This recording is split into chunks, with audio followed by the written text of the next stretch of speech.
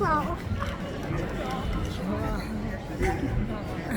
Oh my God, three rooms.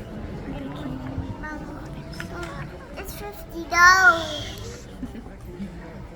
Two with a little bow and one with a hat.